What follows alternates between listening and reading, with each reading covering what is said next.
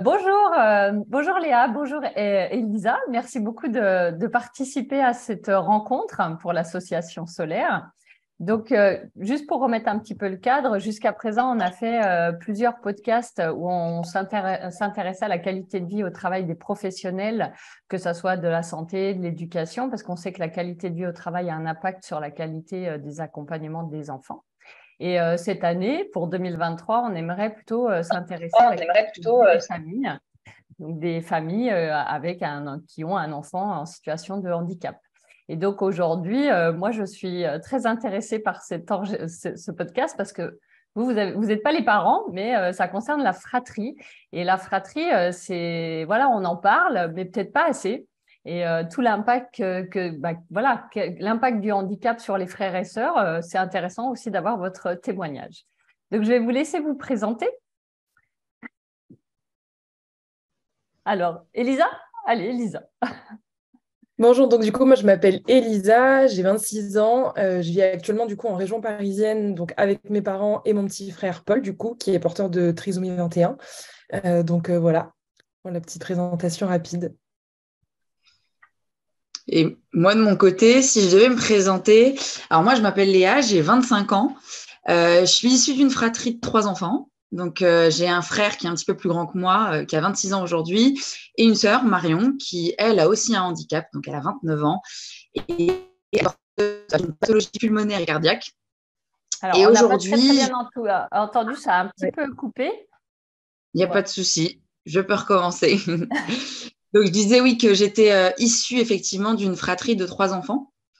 Donc, j'ai deux frères et sœurs. Donc, un grand frère, Romain, qui a 26 ans, et Marion, une grande sœur de 29 ans, qui, elle, est porteuse d'une pathologie cardiaque et pulmonaire, notamment. Aujourd'hui, moi, je vis en région parisienne, alors que j'ai vécu toute mon enfance et quasiment toute ma vie en Normandie, là où ils sont tous restés, eux, de leur côté, en tout cas. Et puis, il faut savoir que dans notre famille, voilà, je suis la seule un petit peu qui part à l'aventure, en tout cas, et qui décide un petit peu de quitter ce cocon qu'on a connu dans notre jeunesse, en tout cas. Donc, eux, ils sont tous restés là-bas et des fois, ils me manquent beaucoup, c'est vrai. Ok, super, merci pour cette présentation. Et je voudrais un petit peu revenir sur le fait que, effectivement, moi, je vous ai sollicité parce que vous répondez à cette recherche de questionnement autour de la qualité de vie des familles. Mais il y a aussi, dans nos podcasts, il y a une trame, c'est quand même qu'on cherche des personnes qui ont mis en place des solutions, des choses un peu innovantes derrière. Donc, est-ce que vous voulez aussi présenter un petit peu votre casquette professionnelle? Elisa, si tu veux recommencer, il n'y a pas de Oui, souci. je commence. Du coup, comme je le disais juste avant, donc j'ai un petit frère du coup qui s'appelle Paul, qui est porteur de trisomie 21. Et du coup, c'est lui qui m'a inspiré ce projet, tant par le nom de notre entreprise, mais par le projet en lui-même, puisqu'Apollo, donc c'est le HA de handicap et le Polo de Paul, puisque Polo, c'est son surnom. Et du coup, en fait, tout simplement, il y a 1 an et demi, je me suis questionnée sur, en fait, je me suis demandé pourquoi à 26 ans, c'est à l'époque à 25 ans, pourquoi c'est moi qui gardais mon frère lorsque mes parents avaient besoin de répit. J'étais moi-même babysitter depuis plusieurs années et je me suis dit, c'est étonnant, je connais très bien les plateformes qui existent pour les enfants qui n'ont pas de handicap, mais à ma connaissance, il n'existe aucune plateforme adaptée pour les enfants comme Polo. Du coup, j'ai fait mes petites recherches, je suis allée voir mes parents directement, je leur ai posé la question et ma mère, qui est plutôt calée sur le domaine du handicap, m'a dit, écoute Elisa, à ma connaissance, je ne connais personne, enfin je ne connais pas de plateforme aujourd'hui qui propose ce service. Donc, je me suis dit très bien, là, il y a quelque chose à faire. Donc, je suis allée faire mes recherches d'un peu plus près. Et du coup, je me suis rendu compte qu'il n'existait pas de plateforme référente, en tout cas d'entreprise dans ce domaine-là. Par contre, il existe des initiatives de la part d'associations qui, d'ailleurs, aujourd'hui fonctionnent encore très bien et très souvent de façon localisée dans des régions en particulier. Et du coup, de fil en aiguille, j'ai commencé Apollo a commencé à émerger. J'ai fait beaucoup d'interviews avec des parents pour essayer de comprendre un petit peu en fait euh, pourquoi aujourd'hui ça n'existait pas. Est-ce que les parents avaient vraiment ce besoin-là ou pas? Puisque bien évidemment, je n'allais pas me baser uniquement sur mon expérience personnelle. C'est pas parce qu'on a un frère en situation de handicap et des parents qui ont un fils en situation de handicap que ça voulait dire que voilà, entre guillemets, la solution. Il fallait s'intéresser à d'autres familles, à d'autres types de handicap. Et très rapidement, et ben, c'est comme ça que je me suis rendu compte qu'en effet, il y avait un besoin de répit qui était très, très important, que les parents se retrouvaient souvent démunis lorsqu'ils avaient besoin de souffler, d'aller prendre un café, d'aller à un rendez-vous médical, d'aller faire des courses, enfin, des choses très simples de la vie quotidienne. Ils étaient souvent bloqués parce qu'aujourd'hui, ils ne savaient pas vers qui se tourner pour pouvoir faire ces tâches du quotidien ou même, je dirais même juste pour du plaisir, parce que c'est pas forcément que pour des tâches du quotidien, mais aussi pour s'accorder des moments en couple, parce que ça, c'est encore un autre sujet, hein, le handicap au sein des couples, on pourra en parler un peu plus tard. Mais voilà pour la petite histoire d'Apollo, du coup. Bon, bah, merci beaucoup pour cette présentation.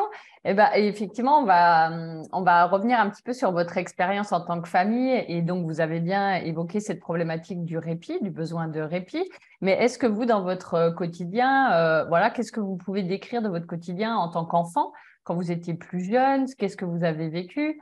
Voilà, c'est un sujet qui est aussi intéressant. Et on pourra Tout aussi à fait. parler du couple, effectivement, et de l'impact du handicap sur le couple après. Tout à fait. Alors, pour ma part, moi, j'ai eu une enfance très heureuse. L'arrivée de mon frère, ça n'a pas forcément été un bouleversement pour moi, parce qu'en fait, j'avais tellement hâte d'accueillir ce petit frère. J'avais 5 ans et demi quand il est né. Par contre, j'ai très vite compris qu'il se passait quelque chose, puisque évidemment, les enfants sont des éponges, hein, on le sait. Je connaissais très bien mon papa, donc qui s'occupait de moi à cette époque-là. Ma mère était bien évidemment à l'hôpital. Et j'ai senti qu'il se passait quelque chose d'étonnant. J'avais l'impression qu'on ne me disait pas tout. Je l'ai senti un petit peu inquiet. Et vu que je connaissais bien mon papa, bah, voilà, on va dire qu'à 5 ans et demi, j'avais déjà compris qu'il se tramait quelque chose. Euh, Par contre, à préciser que j'ai pas mal vécu le handicap de mon frère. Par contre, dans les tout premiers mois, les 4 premiers mois de sa naissance, euh, je supportais pas qu'on me dise «Oh, regarde le petit garçon sur la plage, là, il est comme Paul». Ça, c'est quelque chose. En fait, je considérais que mon frère était unique. Et le fait que ma mère mette le doigt sur un jeune homme ou une jeune fille, peu importe, soit un adulte ou un enfant, qui était porteur de trisomie 21, pour moi, c'était pas possible. En fait, je ne le supportais pas. Et pour la petite histoire, à la rentrée, donc mon frère est né en avril. Ça, c'est passé l'été en fait qui a suivi du coup sa naissance. Et à la rentrée scolaire en septembre, sur le chemin de l'école, le jour de la rentrée, j'ai dit à ma maman, tu sais maman, tu avais raison, le petit garçon sur la plage, il était comme Paul. Et en fait, à partir de ce jour-là, bah en fait, c'était accepté, c'était ok. Et là, bah, moi, c'est devenu une fierté très clairement. Je criais haut et fort absolument partout que mon petit frère était trisomique. C'était vraiment, il est trisomique. Et alors? Je pense aussi que c'était certainement une façon pour moi de me protéger. J'avais 5 ans et demi, j'avais bien compris que les enfants, ils pouvaient être très cruels entre eux. Donc le fait de le crier au fort, c'était une façon de dire, de toute façon, vous ne pouvez pas m'attaquer sur ça, puisque moi, de toute façon, je l'assume. Et je pense que c'est marrant parce qu'avec Léa, on parle souvent de la façon dont on vivait le handicap au sein de nos familles. On a des expériences de vie qui sont très différentes. Léa racontera la sienne aussi derrière. Moi, je l'ai très, très bien vécu. C'est devenu très compliqué à partir des 14 ans de mon frère, puisque bah, malheureusement, s'en est suivi des troubles du comportement. Il s'est passé beaucoup de choses qui ont changé, qui l'ont changé, en fait, tout simplement.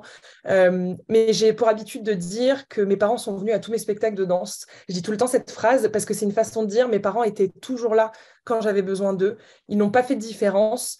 Je sais que ce n'est pas toujours le cas dans toutes les familles. Je sais qu'un enfant en situation de handicap, ça prend beaucoup de place. C'est parfois difficile pour des parents de savoir comment faire entre un enfant qui est né avant, celui qui est arrivé après. Les parents sont démunis hein, aussi. Il ne faut pas oublier que le handicap, on n'a pas tous un livre qui nous explique comment faire. Ils apprennent aussi hein, sur le moment. Émotionnellement, c'est très compliqué pour eux aussi. Donc, en fait, on apprend tous ensemble. Même si moi, j'étais l'enfant de 5 ans, il fallait bien évidemment que me protéger, si je puis dire. Mais mes parents ont été vraiment exceptionnels pour ça. Je suis très admirative de la façon dont ils ont géré ils ont géré la différence, déjà pour me l'apprendre sur le moment. C'est vrai qu'on ne sait pas quel mot utiliser. Comment on va annoncer à notre gamine de 5 ans, ton petit frère, il est différent, notre vie, elle va changer à tout jamais à partir de maintenant. Donc voilà, moi j'ai vraiment eu beaucoup de chance. J'ai un amour qui est inconditionnel pour mon frère. Je suis très fière de sa différence et voilà, j'ai pas eu forcément de problème dans l'enfance, bien au contraire. Ok, merci beaucoup. Merci beaucoup, Elisa. Oui, là où c'est intéressant, justement, cet équilibre que les parents ont réussi à trouver, parce que des fois, effectivement, les suivis ou autres fait que les parents ont moins de temps pour le reste de la fratrie. Effectivement, ça peut des fois être problématique. Merci. Bon, écoutez, Léa, moi, j'ai hâte aussi d'avoir… Le retour d'expérience. Moi, la petite subtilité par rapport à Elisa, et je pense que c'est intéressant aussi, c'est que moi, je suis la plus petite dans ma fratrie. Donc déjà, j'ai pas eu effectivement à avoir la naissance et qu'on m'annonce le handicap. Je suis arrivée vraiment après. Ma sœur, elle a 4 ans de plus que moi. Et vraiment, ce que je me souviens de notre enfance déjà, je rejoindrai Elisa sur le fait des parents extrêmement présents, qui n'ont jamais fait de différence, et une famille soudée. On a toujours été extrêmement soudés, on a toujours énormément partagé, notamment parce que mes parents, ils étaient aussi là pour qu'on ait un quotidien. On faisait des choses relativement simples, mais ensemble. Et quand je dis simple, c'est des choses qui, pour moi, me laissent un souvenir qui est vraiment extrêmement précieux. Par exemple, ils nous emmenaient faire des balades à vélo. On allait faire des balades à vélo tous ensemble. On allait chez mes grands-parents qui habitaient en bord de mer. Et puis, on allait à la plage tous ensemble. On descendait en bas de chez nous. Il y avait un petit parc dans lequel on pouvait effectivement soit faire du vélo, de la balançoire, du toboggan. Et vraiment, on partageait ces moments tous ensemble. Et je me souviens, plutôt étant jeune, de me dire que le handicap, en fait, on n'en a jamais fait de cas. Quand j'étais petite, dans ma famille, en fait, et on ne m'a pas expliqué forcément ta sœur, elle a un handicap, c'est ci, c'est ça. Il y a des moments de vie où on m'expliquait, là, par exemple, Marion, effectivement, il va falloir ne pas courir ou ne pas la faire courir parce qu'elle peut pas. Elle peut faire un malaise si jamais tu lui fais faire trop d'exercices. Mais au global, c'était une caractéristique de ma sœur, comme on pouvait me dire, voilà, ta sœur, elle est blonde, elle a des lunettes, elle a aussi un handicap. Et le fait d'avoir des lunettes, on pourrait nous dire, ça fait que tu vois moins bien. Moi, j'en porte aussi, par exemple, devant les écrans. Et la résultante, c'est que je vois moins bien. Ma sœur avait un handicap et la résultante, par exemple, c'était, voilà, elle peut pas forcément courir. Des fois, elle est en fauteuil. Mais c'était quelque chose, nous, d'ancré. C'était juste Marion, en fait. Il n'y avait pas le handicap et Marion. Marion était aussi, voilà, porteuse de son handicap, mais on n'en faisait pas de cas, en tout cas dans la famille. Mes parents, j'ai eu la chance aussi énorme, et je rejoins Elisa sur le fait, je les remercierai jamais assez aujourd'hui, ils n'ont jamais fait de différence entre nous. On avait conscience à certains moments, mais ce n'était pas une différence pour nous parce qu'ils nous ont donné autant d'amour, autant d'attention. Ils ont toujours été là. C'est toujours ce que je dis, j'en parlerai un peu par rapport à l'adolescence, après où moi j'ai pris une place un petit peu différente, en tout cas personnellement dans ma famille, mais mes parents avaient toujours une oreille attentive si on souhaitait la prendre. On savait très bien qu'ils étaient là. On savait ce qu'on avait envie de leur dire et de ne pas leur dire, mais si jamais on avait envie de leur dire quelque chose, ils étaient là pour. C'est quelque chose que voilà, moi j'ai retenu de mon enfance en tout cas, et je pense avec Elisa pouvoir dire que j'ai la chance, en tout cas qu'ils aient réussi à nous donner cette place à chacun. Je dirais par contre que moi, pareil, à l'adolescence, il y a quelque chose qui a changé quand même dans ma manière de voir le handicap. Alors, je ne sais pas si c'est parce que je grandissais et donc que je voyais les choses différemment ou si alors les choses se passaient vraiment différemment dans le handicap de ma sœur. Mais je dirais que c'est à l'adolescence que j'ai pris conscience qu'elle commençait notamment à faire des malaises. Parce qu'il s'avère que ma sœur, quand effectivement elle n'avait pas pris ses médicaments, parce qu'elle avait un traitement médicamenteux donc depuis toute petite, et quand elle ne prenait pas ses médicaments, il s'avère qu'à ce moment-là, elle pouvait faire des malaises et parfois très impressionnants. Je dis très impressionnant aujourd'hui avec le recul, parce qu'au moment où on le vivait, pour nous, il n'y avait pas on n'essayait pas de ressentir en fait ce que ça nous faisait. Par exemple, les crises de malaise de ma sœur, etc., le handicap et les complications du handicap, je dirais pas qu'on intériorisait et qu'on intellectualisait ce qu'on vivait à ce moment-là. On était surtout dans le fait de se dire, en grandissant, c'est Marion, en fait, qui, en quelque sorte, ne va pas bien et son handicap peut être un danger. Comment on peut pallier à ça? On était plutôt dans l'action et les solutions et de se dire, c'est une expérience parmi tant d'autres, entre guillemets, et je prenais très peu le temps, en tout cas personnellement, de me poser les questions sur ce que je ressentais vis-à-vis de ça. Et finalement, vu que le handicap n'avait jamais été un sujet et que nous, on ne l'évoquait pas, mes parents ne se posaient pas forcément la question de savoir si on allait bien vis-à-vis de ce qu'on vivait ou pas. Mais je pense parce qu'en fait, on a commencé à jouer plus ou moins tous un jeu de dupes et à essayer de se protéger mutuellement. Le jeu de dupes envers notre famille, mais aussi envers nous-mêmes. je dirais un peu un jeu de dupe parce que maintenant qu'on en parle un peu plus aujourd'hui, qu'on a un petit peu ouvert la parole là-dessus, en fait, on voulait se protéger sur le fait de se dire il ne faut pas que je laisse ressentir aux autres que ça ne va pas ou que ça m'inquiète. Et moi, des fois, je me refuse aussi que ça m'inquiète. Je dois faire face parce que c'est Marion qui peut vivre des choses beaucoup plus compliquées. On doit être là pour elle. On ne doit pas lui montrer que ça nous inquiète et tout ça aussi. Et puis, il y avait aussi toute une conjoncture personnelle dans ma famille. Donc ça, c'est autre chose, mais il y avait une conjoncture personnelle qui faisait qu'on avait chacun nos problématiques, des problématiques plus ou moins importantes. Il n'y a pas de degré d'importance, mais il y avait des choses plus graves que d'autres, on va dire. Là, dont on ne parlera pas forcément parce que je pense que ce n'est pas le sujet du podcast, mais qui faisait aussi que moi, très rapidement, en posture de sœur, je me suis mis dans la posture où je me suis dit très rapidement, il faut que tu montres à personne, toi, ce qui t'arrive en tout cas, on garde le sourire. Et puis, on prend un peu une posture de petit soleil de la famille pour faire en sorte que tout le monde, justement, arrive à garder la tête hors de l'eau à une certaine période. Et je dirais qu'il y a un moment, par contre, je mettais une barrière donc voilà, entre mes émotions, finalement, et entre ce qui se passait dans notre vie. Et rapidement, par contre, à un moment, j'ai senti que ça devenait beaucoup, notamment parce que j'avais aussi… une adolescence, alors mon adolescence n'a pas été que catastrophe, hein, on ne peut pas dire ça, mais j'ai quand même vécu des expériences qui, de mon point de vue personnel, au-delà du handicap, étaient aussi un petit peu, m'ont laissé des séquelles. Et je pense qu'il y a un moment où j'ai eu besoin aussi, moi, et c'est pour ça que je pense aussi que je suis chez moi aujourd'hui, j'ai eu besoin de prendre un petit peu mon envol par rapport à tout ça et à jouer ce jeu de en parler. On est restés très soudés émotionnellement tous ensemble. C'est-à-dire qu'aujourd'hui, les uns des autres, on a besoin les uns des autres, on est là à 1000%. On fait attention aux autres, ça nous a créé aussi beaucoup d'empathie les uns envers les autres. Mais je pense que ça nous a aussi un peu éloignés parce qu'on ne savait plus ce qu'on pouvait dire, ce qu'on voulait dire, parce que pas forcément ce qu'on pouvait, parce qu'on pouvait tout dire en soi, mais ce qu'on voulait dire, ce qu'on voulait montrer. Et je dirais qu'en tout cas, la vie et le handicap ont peut-être créé voilà, une distance et une autonomie et un rôle parental, moi, de mon côté. Je me posais en posture de parent et un petit peu, j'avais envie de sauver ma famille, de me dire, ma sœur va pas bien, comment je peux trouver des solutions pour elle? Mes parents, sur certains points, ne vont pas bien, comment je peux trouver des solutions pour eux? Donc, il y a eu cette posture un petit peu d'aidant dans laquelle je me suis posée, mais qu'on ne m'a pas imposée en tout cas. Mais je sais que je me suis posée dans cette posture-là. Donc, je dirais que voilà, entre l'enfance et l'adolescence, il y a eu ces petits changements, en tout cas, de mon côté. Oui, et c'est vrai qu'on sait qu'il y a des âges charnières, le passage à l'adolescence, il y a encore des choses différentes qui se passent dans le cadre de la santé et tout ça. Mais effectivement, là, on entend que ça a un impact aussi au niveau familial et que ça peut être des temps de rupture un peu.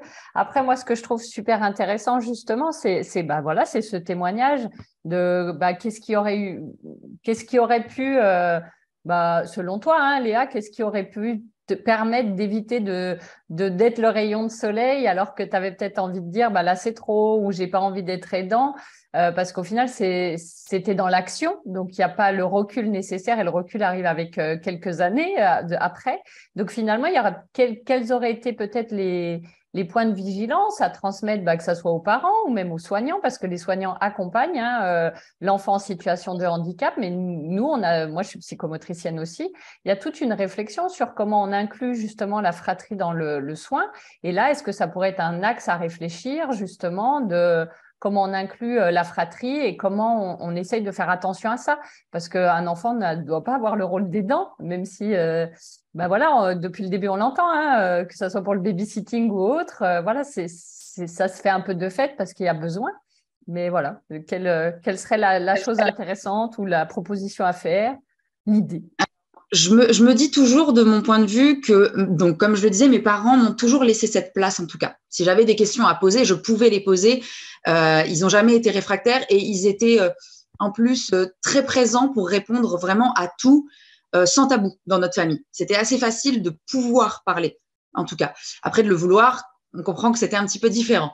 La première chose, les choses en tout cas qui me viennent à l'esprit, parce que dans l'instant, je dirais pas que j'ai forcément une solution miracle, parce que mes parents, il y a plein de choses qui ne pouvaient pas savoir, moi, dans ma posture, dans comment je vivais le handicap aussi de ma sœur, parce que même quand ils me posaient les questions, il y avait ce que je pouvais dire, ce que je voulais dire, et donc, il y avait quand même une différence.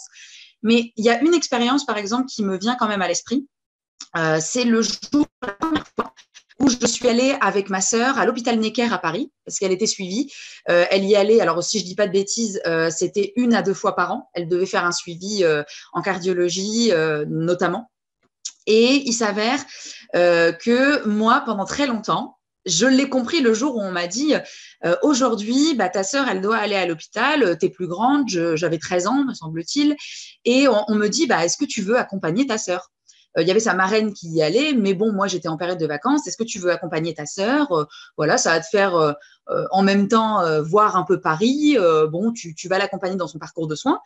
Et la première fois qu'on me dit ça, c'est un non catégorique. Enfin, c'est un non catégorique que je montre pas comme un non catégorique, mais moi, dans ma tête, c'est un non catégorique. Et alors, bon, tout le monde se dit juste, bon, elle a peut-être mieux à faire ou autre, mais je n'explique pas pourquoi c'est non de mon côté. Et sur le coup, je n'arrive même pas à m'expliquer, mais vraiment, je suis réfractaire à l'accompagner. Et puis, les choses faisant, il y a une année qui se passe et on me repropose à un moment. Et là, c'est surtout pour aider aussi mes parents, mais notamment, il y a une autre raison, c'est que je commence à avoir un petit ami qui habite en région parisienne.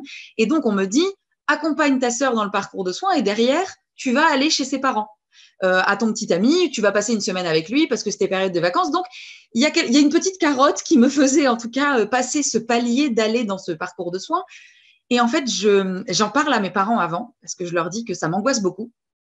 Et là, ils se disent ah bon, mais pourquoi ça t'angoisse? Et il faut savoir que moi, donc, je suis la petite dernière, je suis arrivée après. Les photos de ma sœur, notamment étant petite à l'hôpital, et les photos de ma sœur à l'hôpital, c'était un bébé branché. Pour quelqu'un qui n'a jamais vu ça, ça peut être très impressionnant. C'était un bébé branché, sous couveuse, mais branché, beaucoup branché. Je n'avais pas l'impression que ça avait eu un impact sur moi de voir ces photos de ma sœur petite, en tout cas. Et puis, on me racontait beaucoup de choses. C'est vrai qu'on nous a jamais caché les choses. Donc, on nous racontait des choses à notre échelle aussi, en tant qu'enfant. Il n'y avait pas des choses trash qui nous étaient racontées ou autres, mais à notre échelle, et on comprenait ce que c'était que le handicap. Mais en fait, en ayant vu ces photos, je me suis rendu compte que pour moi, j'avais assimilé le fait de ma sœur qui allait à l'hôpital à des gens qui allaient lui faire du mal et qui allaient la brancher de partout. Alors que mes parents m'expliquent, moi, c'est ça et que je leur exprime. Et en fait, ils me disent, mais Léa, c'est pas du tout comme ça que ça se passe. Et je me rends compte que ma sœur, quand elle va à Necker, à part un test d'effort, et la plupart du temps, un test d'effort, c'est passer 15 minutes à marcher dans un couloir avec effectivement un outil qui va lui permettre, un outil médical qui va lui permettre de voir, si jamais sa tension augmente, si jamais son rythme cardiaque augmente, est-ce que son rythme cardiaque par rapport à la dernière fois où elle a fait ce test d'effort, il est plus important ou moins important. On lui fait des tests de médicaments et on essaye de voir s'il y en a qui sont mieux pour elle, etc. Donc, il y a déjà ça, et après, elle a un rendez-vous avec son cardiologue attitré. En fait, elle a des choses, des prises de sang, mais c'est des choses très simples. C'est pas des actes, en tout cas, c'est pas des actes médicaux envers ma sœur qui sont violents ou traumatisants. Et moi, en comprenant ça, je me dis, waouh, j'ai intériorisé le fait, effectivement, d'avoir une image de ce qu'était l'hôpital pour ma sœur et de ce qu'était son parcours de soins, et aujourd'hui, ce que c'est vraiment. Donc, je pense que des fois, démystifier un petit peu ce parcours de soins permet aussi de se rassurer sur le handicap. Parce que aussi, dans ma tête, il y avait quelque chose de si ma sœur a besoin d'un suivi aussi longtemps, ça veut dire que ma sœur, elle ne va pas bien du tout et que c'est forcément plus grave à chaque fois qu'elle y va. Parce qu'on a besoin de lui trouver des solutions, sinon pourquoi elle irait? Mais non, il y a besoin juste de faire du contrôle, il y a besoin de se rendre compte que il faut qu'elle ait un suivi pour vérifier qu'il n'y a rien qui empire, ou alors ça se trouve, la médecine avance plus et à ce moment-là, on va lui trouver des médicaments qui lui permettent d'évoluer beaucoup plus facilement. Moi, le meilleur exemple, c'est ma sœur. Quand elle était petite, elle était quasiment tout le temps en fauteuil roulant. Aujourd'hui, ma sœur, si on ne fait pas de grands efforts, elle a quasiment jamais son fauteuil. Il faut aller à son rythme, c'est une réalité, mais elle a quasiment jamais son fauteuil. Donc, il y a des choses en médecine qui avancent et je pense que pouvoir, en tout cas, partager ce parcours de soins, ça aurait pu être, moi, à mon échelle, une manière déjà de me tranquilliser sur ça. Et je pense, je vais plus parler au-delà des parents, n'auront pas forcément un pouvoir d'action. Ouvrir la parole sur le handicap et sur est-ce que vous avez des questions, ça peut être une solution, mais comme je dis, il y avait le vouloir et il y avait le pouvoir. Mais je parlerai plutôt aux frères et sœurs à ce moment-là, parlez-en. En fait, ne vous enfermez pas dans des schémas que vous créez à ce moment-là et qui vont créer une posture différente peut-être chez vous. en tout cas, et vos parents sont prêts à entendre beaucoup de choses, et vos parents sont aussi prêts à entendre, je pense, aujourd'hui, je n'arrive pas assez à trouver ma place. Alors moi, j'ai dans la fratrie, ça l'a été pour d'autres personnes de ma famille, notamment plus du côté des grands-parents, etc., que j'ai ressenti des choses où ma sœur était beaucoup plus le centre de l'attention et avec le recul en grandissant, il y a des choses dont je me souviens. Je donnerai juste un exemple, puis après je laisserai peut-être Elisa aussi parler un peu de son expérience, mais l'exemple à ce moment-là, c'était de voir quand j'arrivais chez mes grands-parents, il y avait des photos des fratries, donc de nous trois, de mes cousins qui étaient aussi trois par exemple, mais par contre il y avait plein de photos de ma sœur toute seule. Et au départ, je comprends, enfin, j'intériorisais pas ça, mais je l'avais en tête. Et puis en grandissant, je me suis toujours dit pourquoi? C'est étonnant. Quand la plupart du temps, quand mes grands-parents appelaient à la maison, il y avait beaucoup un comment va Marion? Comment va Marion? Et j'entendais toujours ma maman dire oui, et Romain et Léa, ils vont bien aussi. Il y avait des petites choses où en fait, je pense que si ça nous pèse à un moment, il faut réussir à dire aussi bah là, moi, ça, je le vis assez étonnamment. Je pense que le parent n'a pas forcément un pouvoir d'action à ce niveau-là. Je dirais plutôt que c'est aux enfants. Sachez parler à vos parents parce qu'en fait, ils sont plutôt dans la posture de s'en vouloir plus tard qu'on leur en ait pas parlé et qu'on n'ait pas réussi à mettre des mots là-dessus pour eux nous aider aussi à ne pas nous donner ce rôle d'aidant. Parce qu'ils nous le donnaient pas, mais on le prenait nous-mêmes. Mais en tout cas, il y a chez eux une culpabilité de se dire, mais mince, mais si on en avait parlé, si j'avais peut-être posé plus de questions, alors qu'en fait, ils posent déjà bien assez de questions. Moi, en tout cas, ils étaient bien assez là pour moi. Et je pense qu'il faut qu'on prenne cette place aussi d'enfant, qu'on s'autorise à être enfant, en tout cas. Prendre la place d'enfant et puis aussi un peu déléguer. Moi, de ce que j'entends aussi, là, le côté démystifier le parcours de santé, c'est au boulot des soignants quand même d'inclure peut-être plus les parents, la fratrie, comment transformer l'image du parcours de soins pour qu'il fasse moins peur et qui permette aussi aux frères et sœurs de le comprendre, voire de le questionner, voire de temps en temps de participer à certaines choses. Effectivement, c'est intéressant aussi d'avoir ce regard-là. Et pour vous donner un petit... Pour vous donner un petit élément aussi au niveau des professionnels de santé, qui peut être très intéressant au niveau des professionnels de santé, ça me vient là, c'est le fait de se dire que nous, grâce à l'association HTAP, donc ma sœur a de l'hypertension artérielle pulmonaire, il faisait donc effectivement ce qu'ils appellent des WIF, en fait des week-ends d'enfants-famille. Et là, on avait beaucoup de conférences. Alors nous, on avait des moments en tant qu'enfants, des ateliers qui permettaient aussi de démystifier beaucoup de choses, d'avoir d'être en contact avec d'autres enfants en situation de handicap, comment ils le vivaient, et aussi des conférences pour comprendre, que ce soit des conférences plus axées parents ou enfants, mais c'est quelque chose de très intéressant qui peut être mis en place, en tout cas dans des associations ou auprès de professionnels de santé et qui nous a beaucoup aidés en tout cas.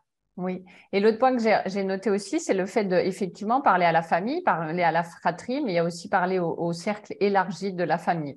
Et ça, c'est un point qui peut être intéressant aussi à questionner. Et je voulais revenir, et peut-être ça sera Elisa aussi. Donc, on parlait un peu des gestes simples qui permettent quand même de bien vivre le handicap en famille. Bah, c'est d'aller à la plage, de faire du vélo. Finalement, c'est le mot amour qui revient et partage globalement dans la famille. Et j'ai une autre question quand même sur le déroulement quand même dans le quotidien. La société n'est quand même pas adaptée non plus à tous les handicaps, que ça soit l'accessibilité ou même l'accès à l'école. Donc ça, est-ce que vous avez des retours ou pas? Peut-être que vous, ça s'est tout bien passé, l'école, ou voilà. Alors, non, malheureusement, ça ne se passe, ce n'est pas un long fleuve tranquille, si on peut dire ça comme ça. Mon petit frère, alors, il allait en maternelle sans problème quand il était petit et assez rapidement, les choses ont commencé à se compliquer. Malheureusement, les maîtresses ou les maîtres, peu importe, n'arrivaient pas à suivre et c'était trop compliqué pour eux en fait d'avoir un petit garçon différent. On sait tous qu'aujourd'hui, les places en IME sont comptées. Les listes d'attente sont interminables. Donc non, moi, mon frère aujourd'hui est à la maison avec des éducateurs spécialisés depuis maintenant plusieurs années. Malheureusement, on a eu un parcours assez chaotique puisque mon frère a été pendant des années dans un IME. Ça a fini par très mal se passer. Je ne vais pas rentrer dans les détails, mais la conséquence a été qu'il a été interné en pédopsychiatrie à la Salpêtrière. Donc, ça laisse imaginer tout ce qui a pu se passer et en fait, la conséquence justement de ces troubles du comportement dont j'ai pu parler tout à l'heure.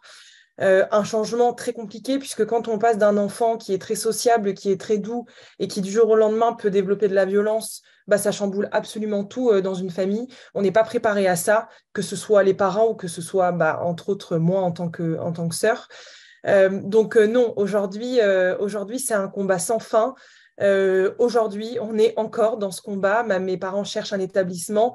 Je croise les doigts, on a peut-être trouvé quelque chose. Et encore, même quand on nous dit qu'on a peut-être quelque chose, on n'est même pas sûr que ce soit vraiment le cas. En fait, disons on ne saute jamais au plafond tant qu'on n'a pas déposé l'enfant. Et même au-delà de ça, tant que ça ne se passe pas bien au bout de quelques mois. En fait, c'est très rare qu'un parent ou même que les fratries crient Hourra, on a réussi, parce qu'en fait, tout peut être chamboulé du jour au lendemain. C'est un peu le problème dans ce monde-là. Quand on trouve des éducateurs du jour au lendemain, on sait que bah, c'est quelque chose qui peut arriver. D'ailleurs, avec Apollo, on a aussi cette problématique. Ils peuvent partir. Les parents peuvent se retrouver sans personne, vu que les enfants ne sont pas forcément scolarisés. Bah, la conséquence, encore un autre sujet, les parents arrêtent de travailler. Ça, c'est aussi un énorme problème. Les parents qui se retrouvent chez eux. Alors moi, déjà, c'est quelque chose que j'interdis à mes parents, si je peux le dire comme ça. Là aussi, bah, on parlait de la place des frères et des sœurs. C'est vrai que moi aussi, hein, j'ai une place très importante au sein de notre cocon familial. Si on doit parler un peu des choses qui manquent à l'enfance, je dirais l'insouciance, hein, parce que bah, on devient mature assez vite, hein, forcément, quand on a une sœur pour Léa ou moi, mon frère Paul. Disons que la difficulté de la vie, on se la prend en pleine face un peu trop tôt. Je pense qu'on aimerait bien, Léa comme moi, je pense qu'on aurait bien voulu garder cette insouciance un peu plus longtemps et surtout ne pas se confronter de façon aussi violente aux difficultés que peuvent engendrer le handicap, parce que les difficultés sont nombreuses. Que ça concerne l'école, on parlait par exemple juste avant des vacances. Moi, la vie entière de mes parents est tournée autour du handicap de mon frère. C'est-à-dire que ça fait 12 ans, si je ne me trompe pas, qu'on part au même endroit en vacances, dans le sud de la France, parce que justement, les habitudes, alors ça, c'est notamment pour la trisomie 21, mais le quotidien, les habitudes, c'est quelque chose de très important. À partir du moment où on vient un peu bousculer ce qui se passe, toutes les étapes de vie, etc., bah, ça peut être très compliqué pour eux, ça peut être de l'incompréhension, ça peut être de la frustration, voilà, ça peut engendrer beaucoup de choses. Mon frère, dans sa tête, on part au même endroit en vacances tous les ans. Et c'est comme ça depuis 12 ans, et bah, c'est pas prêt de changer dans sa tête.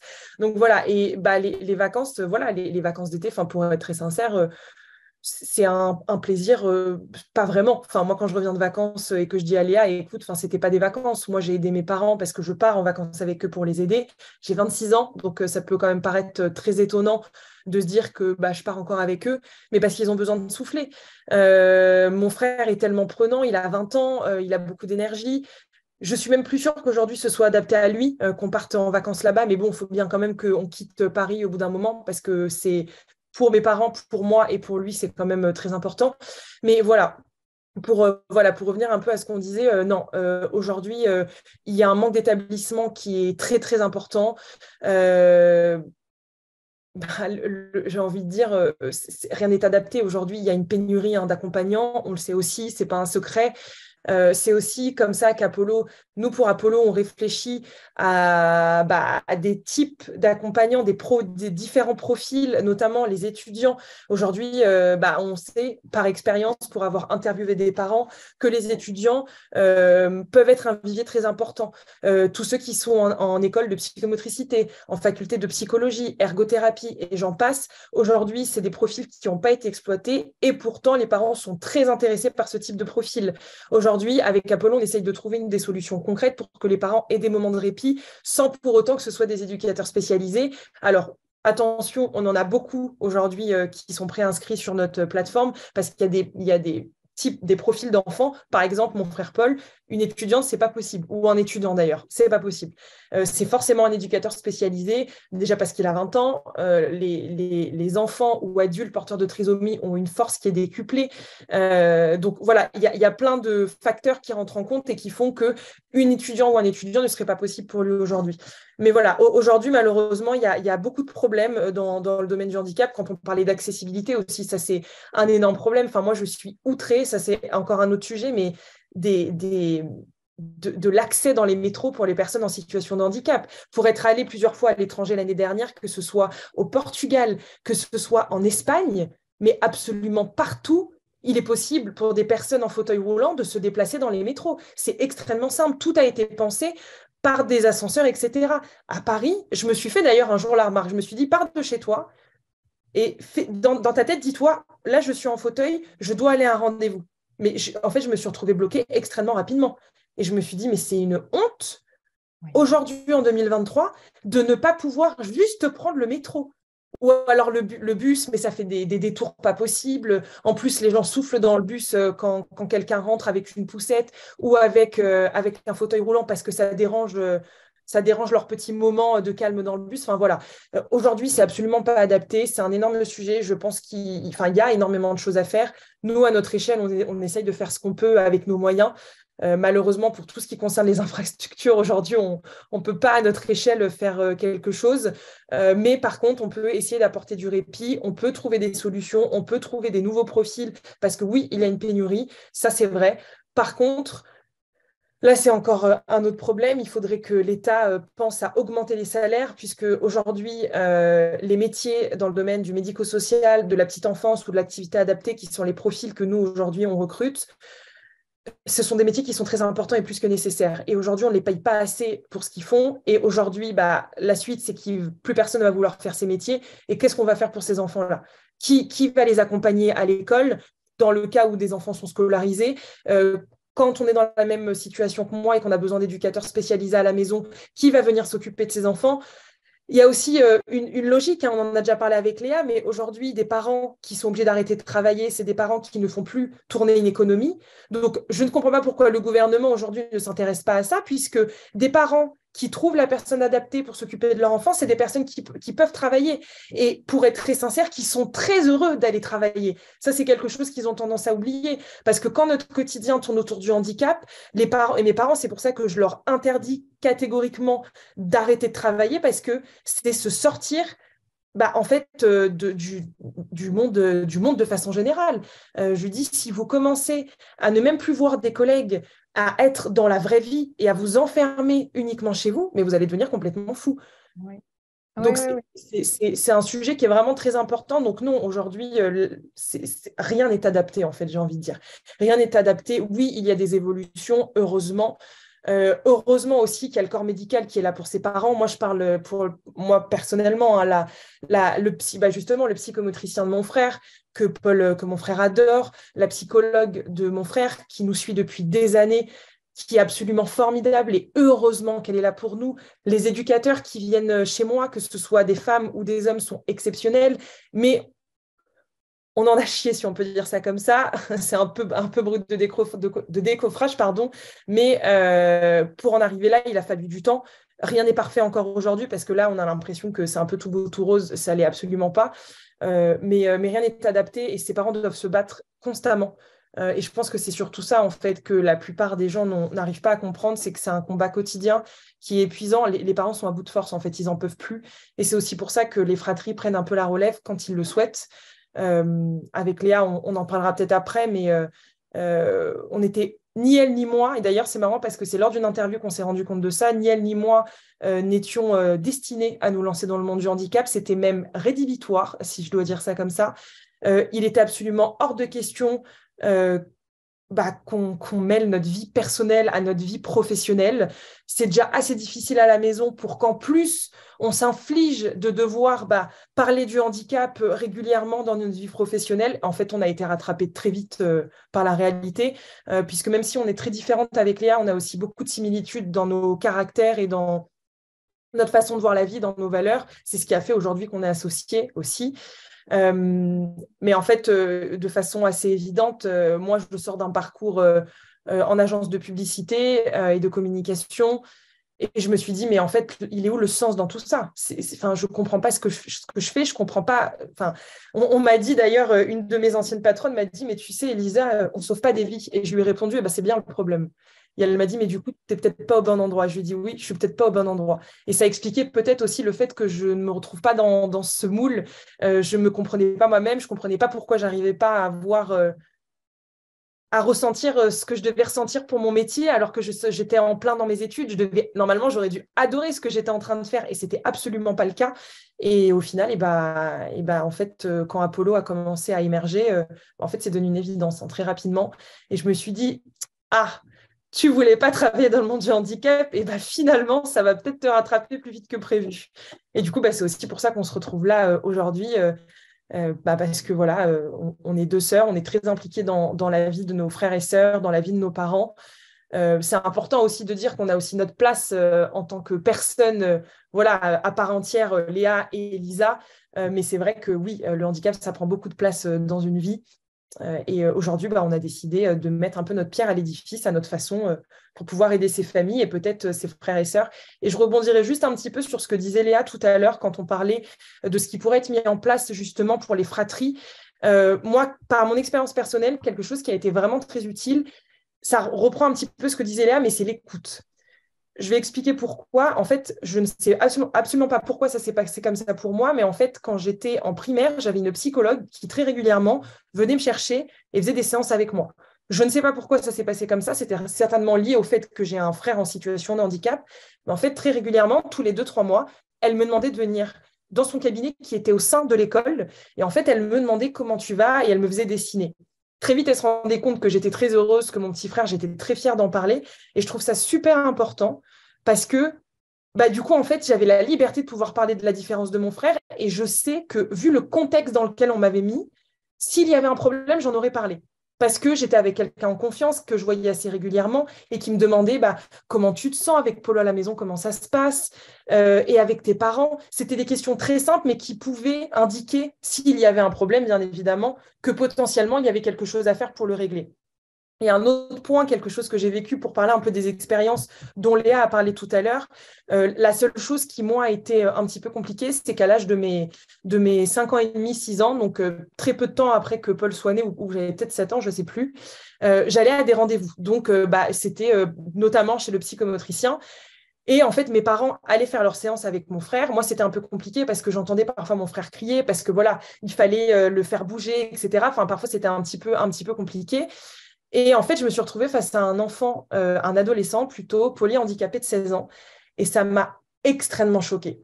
Je me suis retrouvée toute seule dans la salle d'attente, j'avais 6 ans et demi, et je voyais en fait un adolescent qui était beaucoup plus grand que moi, qui était dans un fauteuil. Je voyais que son visage était pas très expressif. Et en fait, mais vraiment, ça m'a traumatisée parce que en fait, je me suis dit, mon Dieu, mais qu'est-ce qu'il a? Est-ce que je peux faire quelque chose? Il n'a pas l'air d'aller bien. Parce qu'en fait, je ne connaissais absolument pas le polyhandicap. Et en fait, personne ne me l'avait expliqué. Quelques années après, j'en ai parlé à mes parents en leur disant, je ne voulais plus aller au rendez-vous avec vous après. Je ne l'ai absolument pas exprimé, mais parce que j'avais peur. J'avais peur du handicap, en fait, différents types de handicap que je ne connaissais pas, auxquels je pouvais être confrontée dans cette salle d'attente où j'attendais parce que le médecin, je ne sais pas pourquoi, ne voulait pas me faire rentrer. Et c'est là que je me dis, à ce moment-là, le médecin chez qui on venait aurait pu se dire, on laisse une petite fille de 6 ans dans une salle d'attente avec et en fait, mes parents, j'ai envie de dire, sur le moment, n'ont pas fait attention. C'est ma chérie, on revient, t'inquiète pas, s'il y a besoin, tu nous attends. Moi, je disais rien, je souriais. Ils sont allés faire leur rendez-vous et ils revenaient. Et en fait, il n'y avait même pas une porte qui nous séparait. Mais ces moments-là, il aurait fallu qu'un médecin ou quelqu'un vienne me demander, est-ce que ça va? Est-ce que tu te sens à l'aise dans cet environnement, etc. Et personne ne l'a fait. Mes parents, les pauvres, ils s'en sont presque voulus quand je leur en ai parlé il y a quelques années. Ils m'ont dit, mais comment on a pu passer à côté de ça?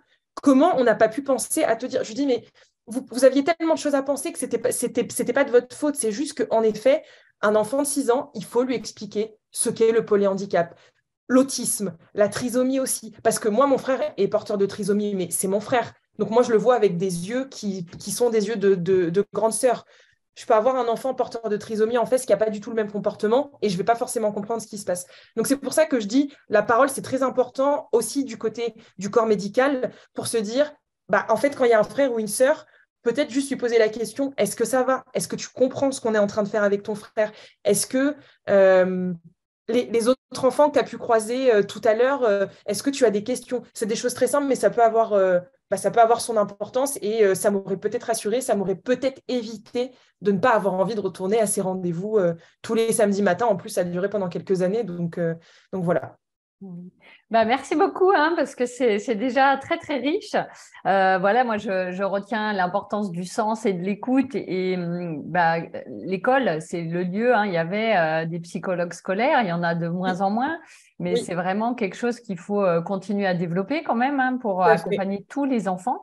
Ouais. Sensibiliser au handicap, à tous les handicaps. Et en vrai, bah, voilà, quand on vous écoute, une fois qu'on connaît, bah, tout va bien. Et en Ouais, fait, c'est tant on connaît pas, on se fait des images tout à erronées, fait. on a peur, et voilà. Donc finalement, c'est des tout petites choses qui pourraient être mises en place. Nous, c'est un peu ça qu'on essaye de mettre en place avec la fresque, hein, jeunesse et handicap, se retrouver, bah, que ce soit les parents, les soignants, et justement témoigner ensemble et réfléchir à tout ça, parce qu'au final, on se rend compte que, alors il y a un énorme chantier à faire, comme on a dit, hein, sur les infrastructures, tout ça, c'est pas on va pas pouvoir le faire. Malheureusement, ça c'est aux Bien sûr. politiques, hein, de s'engager là-dessus. Mais nous, à notre échelle, il y a des choses à faire, que ça soit à l'école, que ça soit la sensibilisation, comment on peut sensibiliser. Des soignants, on peut intervenir en école. Les parents peuvent venir aussi témoigner à l'école.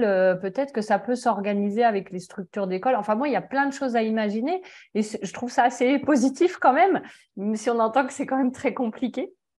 Voilà. Et je voulais revenir quand même un petit peu, bah, sur Apollo. Donc, bah, on mettra, hein, le site internet et tout ça sur ce que vous faites sur Apollo, parce que le répit des aidants, hein, c'est indispensable.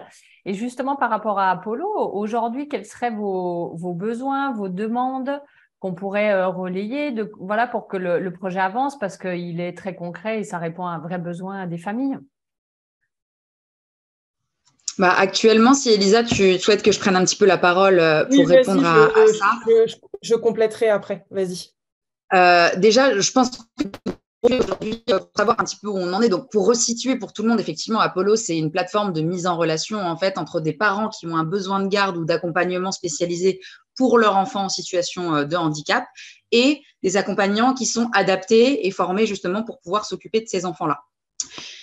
Aujourd'hui, il faut savoir qu'on a sorti donc un site vitrine au mois de novembre dernier qui nous permet aujourd'hui de prendre des préinscriptions, que ce soit du côté des accompagnants ou des parents.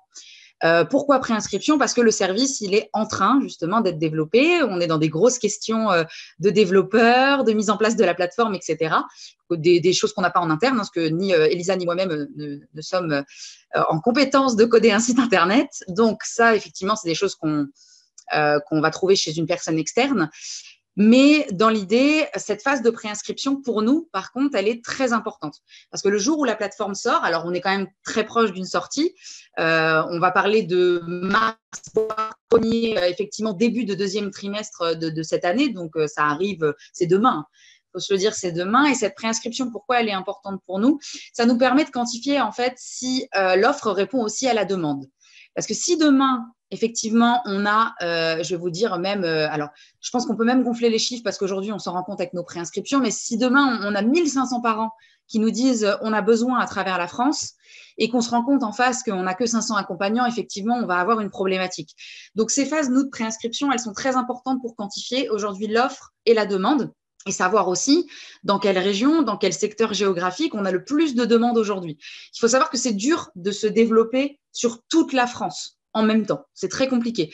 Donc, on essaye de voir un petit peu aussi grâce à ces préinscriptions pour territorialiser et commencer à avoir des vrais lieux dans lesquels on est en mesure de dire à la sortie, en tout cas, là, on se sent assez opérationnel parce qu'on a assez de monde.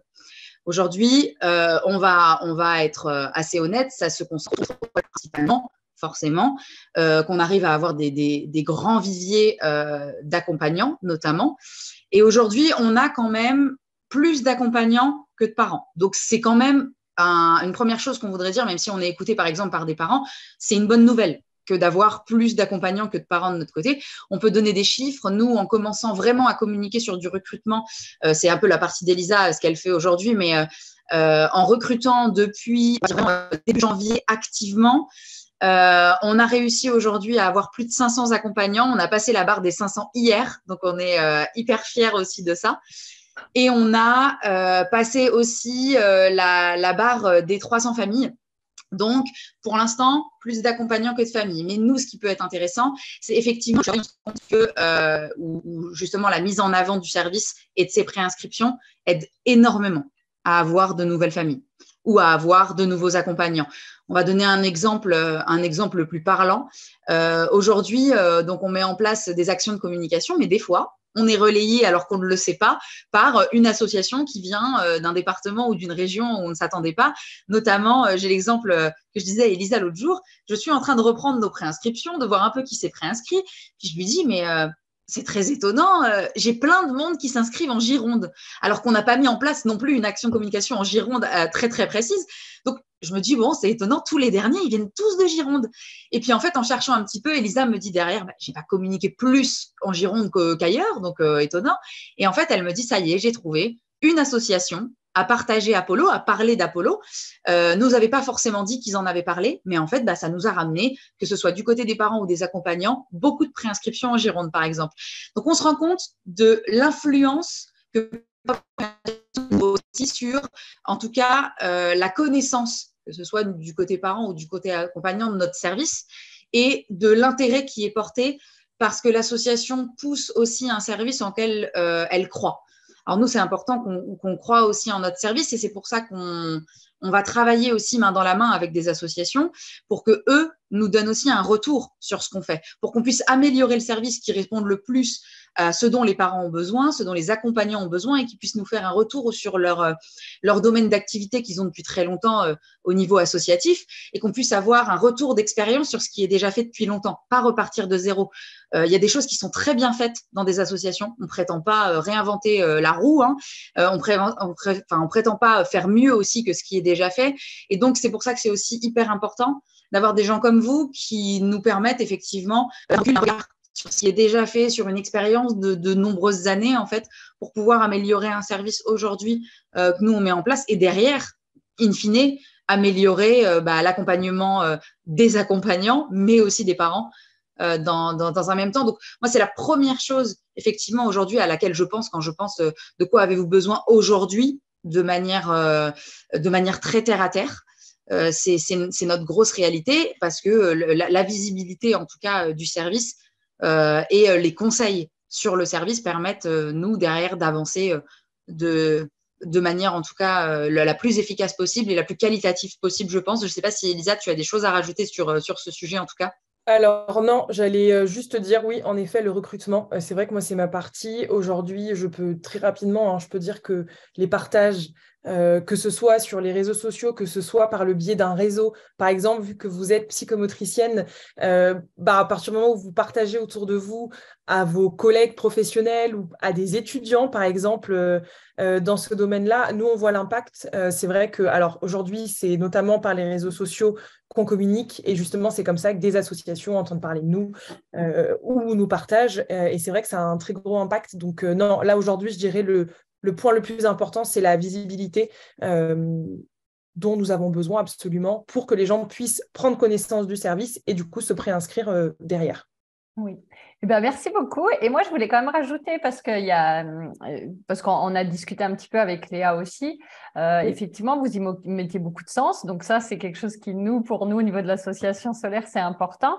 Et vous avez quand même à terme une réflexion aussi de l'accessibilité à toutes les familles, parce qu'on en a parlé, hein, le handicap entraîne de la précarité, des pertes d'emploi, ce qui ne veut pas dire qu'on n'a pas besoin de répit quand on est 24 heures sur 24 à la maison, loin de là.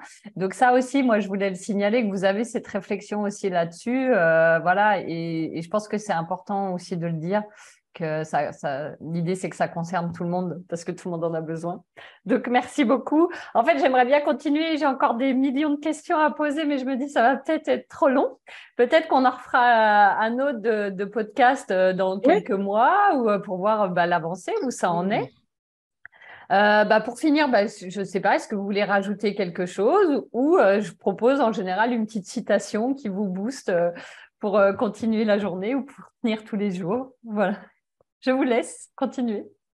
Alors moi, j'ai ma petite citation et je pense que ça va boucler la boucle, si on peut dire ça comme ça. En plus, je l'ai dit hier soir à Léa. C'est un peu, on a raconté l'histoire d'Apollo, on a dit pourquoi on avait décidé de monter cette société. Et du coup, je pense que ça va dans les deux sens. C'est une citation qui, moi, me parle beaucoup, mais je pense qu'il va parler aussi à Léa. Quand il y a de l'amour entre deux êtres, les différences cessent d'exister.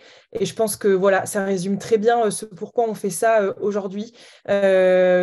Justement par notre position de sœur. Donc voilà, je finirai sur cette belle citation d'un penseur indien. Merci beaucoup. Et Léa? Moi, c'est ce que je disais à Elisa hier quand on s'en est parlé. Moi, c'est plutôt du côté, parce que vous nous aviez parlé aussi de donner un petit peu aux gens l'envie d'oser aussi si jamais ils ont des projets, s'ils veulent faire des choses. Moi, ce que je me dis tout le temps, c'est vraiment, mais peu importe qui on est et peu importe les compétences qu'on a ou même les capacités qu'on pense avoir, c'est vraiment ne limite pas tes défis, mais défie tes limites. Et la deuxième chose que je me dis pour le quotidien des fratries, très souvent, on a parlé de choses qui peuvent être plus compliquées ou autres, c'est n'attends pas que l'orage passe, vraiment, apprends à danser sous la pluie. Eh oui. Bon, merci. Ça me donne envie de poser d'autres questions. Justement, je vais en poser quand même une. J'en pose une quand même parce que justement, l'idée, c'est de créer des solutions parce que quand on est un peu en galère, pour certains, ça permet un peu la créativité. Et justement, est-ce que vous pensez que les familles devraient être plus sollicitées, plus soutenues? Est-ce que vous pensez vraiment que les familles pourraient être des entrepreneurs vraiment voilà, prêt à tout. Et qu'est-ce que vous avez envie de leur dire à ces gens qui peut-être n'osent pas parce qu'ils n'ont pas le temps ou autre, comment faire, quoi? Lancez-vous. Parce qu'en vrai, il y a plein de familles qui disent, si on pouvait avoir ça, ça serait génial. Ils ont plein d'idées et au final, voilà, ils sont hyper inspirants aussi. Alors, pour la petite histoire, on a eu un message d'une maman. Ah, pardon, Léa, je t'ai coupé peut-être? Non, pas du tout. Tu peux. On a eu le message d'une maman, je crois que c'était sur une de nos publications LinkedIn ou Instagram, je ne sais plus, qui a dit, justement, on présentait le service et qui a dit « J'aurais vraiment voulu y penser ». Et j'ai trouvé ça génial parce que c'est une maman qui a elle-même, je crois, qui avait une fille en situation de handicap. Et bien évidemment qu'aujourd'hui, il faut pousser les parents à monter des projets. Aujourd'hui, ils sont concernés par le sujet. Nous, on le fait en tant que sœurs et j'ai presque envie de dire, on le fait parce qu'on a l'énergie. Léa a 25 ans, j'en ai 26 ans, on a la niaque, on a la rage. On connaît aujourd'hui ce quotidien, mais nous, on a la possibilité de pouvoir s'extirper de nos familles et de monter ce projet. Nos parents n'ont pas le temps, ils sont épuisés. Certains le font et ils sont absolument admirables. Moi, quand je vois des parents qui ont des enfants en situation de handicap et quand je vois tout ce qu'ils font autour, je me dis, mais ce sont des super-héros. Très clairement, ce sont des super-héros. Donc, bien évidemment qu'il faut mettre ça en avant, bien évidemment qu'aujourd'hui, si les parents ont la possibilité de se lancer, il faut le faire, mais à tout prix. Ils connaissent ce sujet mieux que personne. Nous, on le connaît en tant que sœur, mais j'ai même envie de dire les parents. D'ailleurs, c'est pour ça qu'on fait beaucoup d'interviews avec les familles, etc., et qu'on se nourrit en fait de leurs témoignages, puisque aujourd'hui, ils vont avoir un avis qui est différent. Il faut vraiment faire la différence quand on est parent et qu'on est frère et sœur. Ce n'est pas la même chose. D'ailleurs, mes parents s'amusent à me le répéter de temps en temps en me disant t'es pas parent, tu te calmes. Bon, oui, alors ça me plaît pas toujours cette phrase, mais ils ont raison. Ils ont totalement raison. Parce que c'est aussi, c'est vrai que quand on est frères et sœurs et qu'on est aussi impliqués que Léa et moi nous le sommes, on devient un peu, malheureusement, très souvent le troisième parent. C'est aussi un peu le problème. Donc oui, bien évidemment, il faut absolument se lancer et que ce soit d'autres frères ou sœurs, frères et sœurs, pas forcément des parents, mais je pense qu'aujourd'hui, d'ailleurs, aussi, dans le monde dans le monde de l'entrepreneuriat, ce qui fait la différence, c'est quand on raconte des histoires et qu'on décide de monter des sociétés avec le cœur.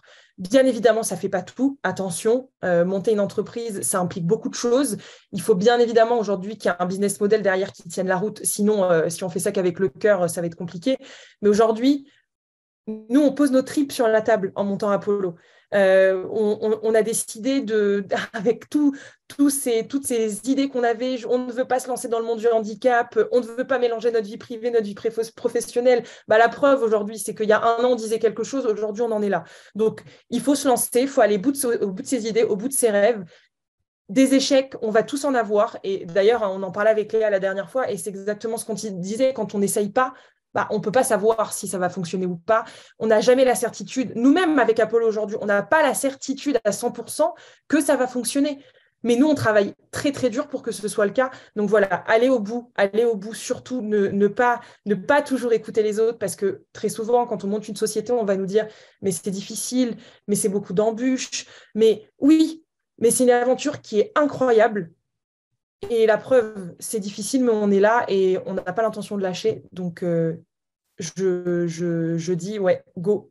Si vous avez une idée, il faut aller au bout. Et d'ailleurs, si je devais juste dire les points importants, quand on décide de monter un projet, pour moi, les 2 choses très importantes, avoir une équipe solide, surtout.